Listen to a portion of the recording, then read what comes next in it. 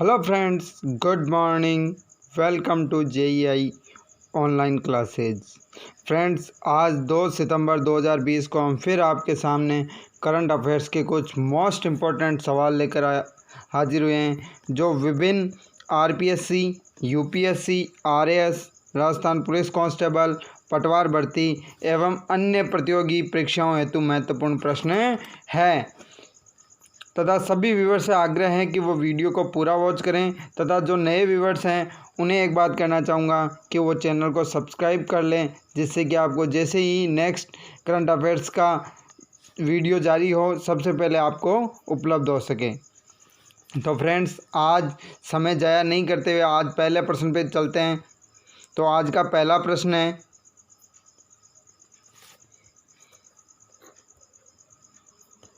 वह देश जहां हाल ही में विश्व का सबसे बड़ा सौर वृक्ष स्थापित किया गया है। वह देश जहां हाल ही में विश्व का सबसे बड़ा सौर वृक्ष स्थापित किया गया है। ए भारत, बी अमेरिका, सी ब्रिटेन, डी फ्रांस। तो फ्रेंड्स, क्या होगा? Bharat, America, Britain, France. तो क्या होगा इसका आंसर? इसका आंसर हो जाएगा भारत। तो इस क्वेश्चन का आंसर हो गया ए भारत। देखो, हाल ही में विज्ञान और प्रौद्योगिकी मंत्रालय के तहत संचालित CSIR-CMEIRI ने दुनिया का सबसे बड़ा सौर पेड़ विकसित किया है। वृक्ष की स्वच्छ और हरित शक्ति के 12,000 से 14,000 इकाइयों के उत्पादन की वार्षिक क्षमता है। प्रत्येक पेड़ में कुल 35 सौर पीवी पैनल है। प्रत्येक पैनल में 330 वॉट बिजली की क्षमता है। सोलर ट्री की कीमत 7.5 लाख रुपए है। ये अभी हाल भारत में ही सेवा शुरू की है। फ्रेंड्स, इसी के साथ अगले क्वेश्चन की ओर बढ़ते हैं।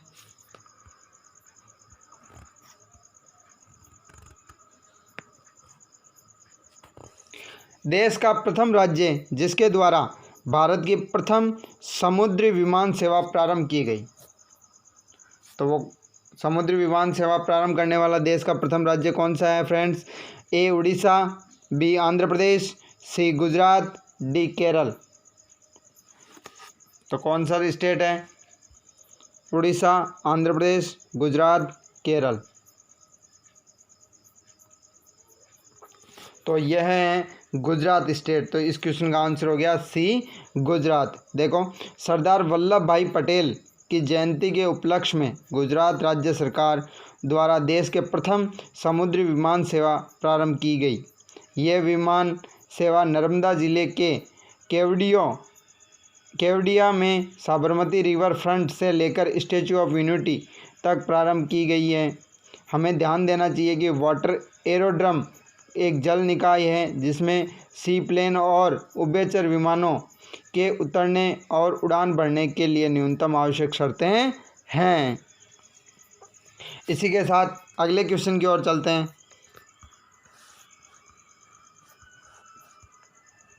तो देखो, आज का नेक्स्ट प्रश्न है, केंद्रीय कोयला और खान मंत्रालय द्वारा 100 मिलियन टन कोयला गैसीकरण का लक्ष्य किया गया है।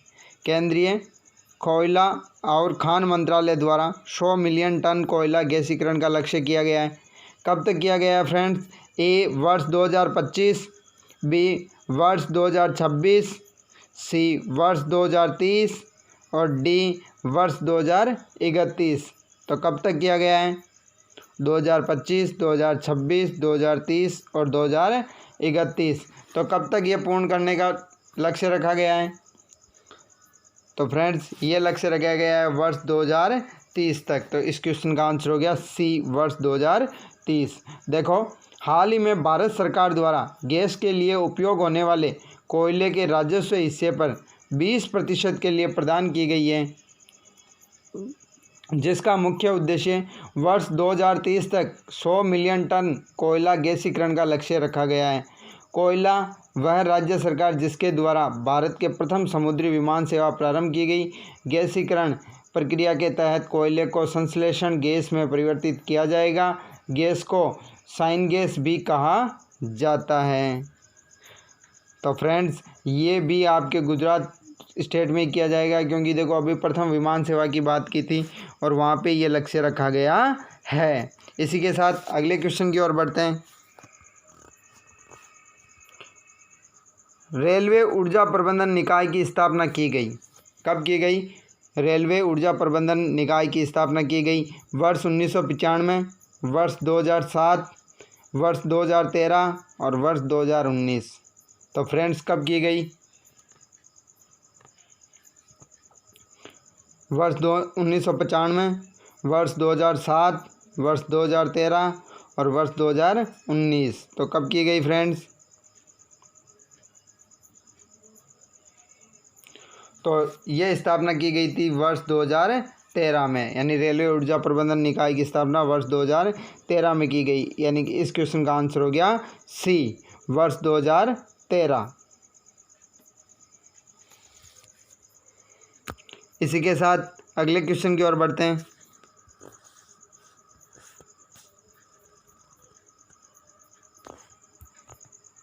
वह उच्च स्तरीय समिति जिसे रक्षा क्षेत्र में असंतुलन रक्षा खर्च को समाप्त करने की सिफारिशों हेतु गठित किया गया है।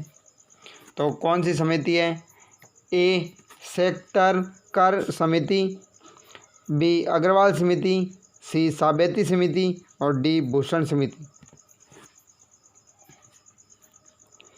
तो किस समिति का गठन किया गया है? ए सेकत कर समिति, अग्रवाल समिति, साबेती समिति, भूषण समिति। तो ये समिति का गठन किया गया है वो नाम है सेखत कर समिति। तो इस क्वेश्चन का आंसर हो गया ए। देखो हाल ही में केंद्रीय रक्षा मंत्रालय द्वारा रक्षा क्षेत्र में असंतुलित रक्षा खर्च को समाप्त करने हेतु लेफ्टिनेंट जनरल सेखत कर यानी रिटायर्ड की अध्यक्षता में एक उच्च स्तरीय समिति का गठन किया गया है। समिति का मुख्य कार्य सशस्त्र बल सिविल सेवा मुख्यालय के उपयोग की समीक्षा करना है। हमें ध्यान देना चाहिए कि पूर्व में समिति द्वारा सशस्त्र बल सेवा में भूमि अधिग्रहण एवं और अन्य मंजूरी जैसे पर्यावरणीय मंजूरी को विस्तृत परियोजना रिपोर्ट का हिस्सा बनाए जाने की सिफारिश की गई थी। इसी के साथ अगले क्वेश्चन की ओर बढ़ते हैं।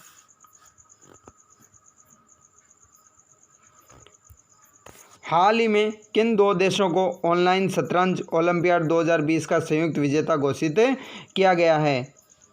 तो किसे किया गया? हाल ही में ऑनलाइन शतरंज ओलंपियाड हुआ था 2020 के अंदर, उसका घोषित किसे किया गया है विजेता? ए भारत और चीन, बी भारत और रूस, सी रूस और जापान और डी जापान और ब्राज़ील। तो फ्रेंड्स किन दो देशों को विजेता घोषित किया गया है? तो ये घोषित किया गया है भारत और रूस को। तो इस क्वेश्चन का आंसर हो गया बी भारत और रूस। देखो हाल ही में कोरोना महामारी को देखते हुए इंटरनेशनल चेस फेडरेशन ने पहली बार ऑनलाइन चेस ओलंपियाड करवाया था, जिसमें रूस के साथ साथ भारत को भी विजेता घोषित कर दिया। इसी के साथ अगले क्वेश्चन की ओर बढ़ते हैं। हाल ही में हुई घोषणा के अनुसार भारत के किस राज्य में दुनिया का सबसे बड़ा टॉय म्यूजियम बनेगा? हाल ही में हुई घोषणा के अनुसार भारत के किस राज्य में दुनिया का सबसे बड़ा टॉय म्यूजियम बनेगा? ए महाराष्ट्र, बी गुजरात, सी केरल और डी हरियाणा। तो फ्रेंड्स कहाँ बनेगा? तो ये टॉय म्यूजियम बनेगा गुजरात के अंदर। तो इस क्वेश्चन का आंसर हो गया बी गुजरात। देखो हाल ही में हुई घोषणा के अनुसार गुजरात के गांधीनगर में दुनिया का सबसे बड़ा टॉय म्यूजियम बनेगा। पाठकों को बता दें कि इसके लिए 30 एकड़ ज़मीन आवंटित की गई है और इसका उद्देश्य बच्चों को खिलौनों के जरिए वैज्ञानिक, कलाकार एवं महापुरुषों का परिचय कराना और भारतीय संस्कृति का दर्शन करवाना है। राज्य की राजधानी गांधीनगर स्थित गिफ्ट सिटी के करीब शाहपुर और रतनपुर के गांव के बीच में इसे बनाने की तैयारी की जा रही है। इसी के साथ अगले क्वेश्चन की ओर बढ़ते हैं।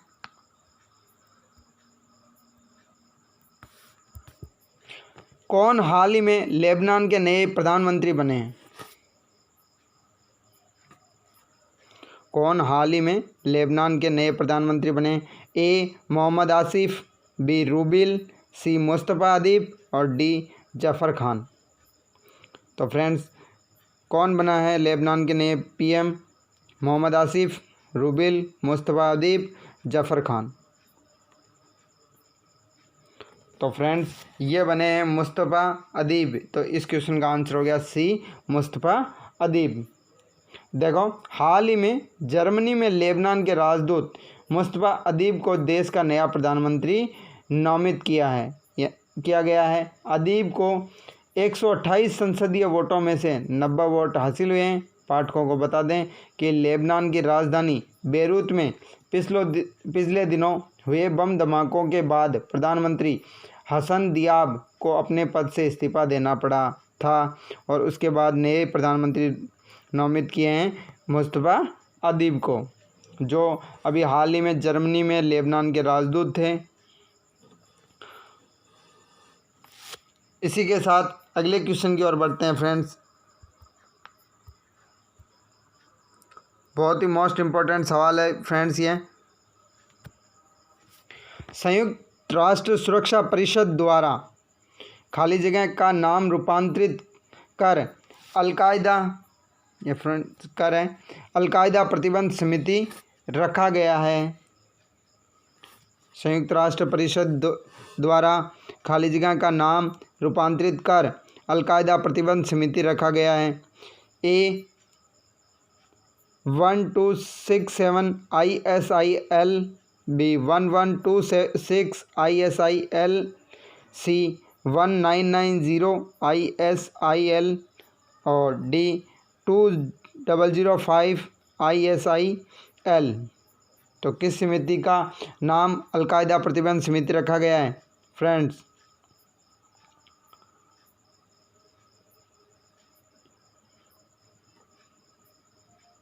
तो देखो फ्रेंड्स, ये समिति संयुक्त राष्ट्र सुरक्षा परिषद द्वारा अपने संकल्प 1267 के तहत अलकायदा पर प्रतिबंध लगाने हेतु 1267 ISIL समिति का गठन किया गया था, जिसका नाम वर्ष 2011 में रूपांतरित कर अलकायदा प्रतिबंध समिति कर दिया गया था। इस समिति की सिफारिशों के आधार पर संयुक्त राष्ट्र परिषद ने अलकायदा प्रमुख ओसामा के बेटे हमजा बिन लादेन को ब्लैक लिस्ट आतंकवादियों की सूची में शामिल किया था। तो इस क्वेश्चन का आंसर हो गया 1267 ISIL, यानी कि इस क्वेश्चन का आंसर हो गया ए।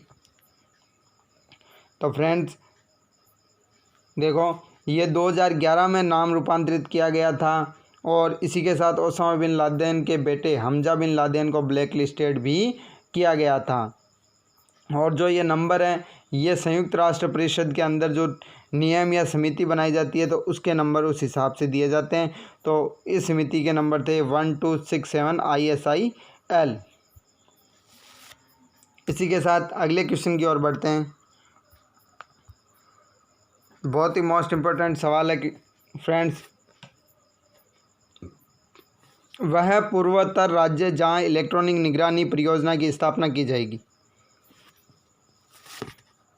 कौन सी परियोजना? इलेक्ट्रॉनिक निगरानी परियोजना की स्थापना की जाएगी। ए मणिपुर, बी मेघालय, सी नागालैंड, डी असम। तो कहाँ की जाएगी फ्रेंड्स? मणिपुर, मेघालय, नागालैंड, असम।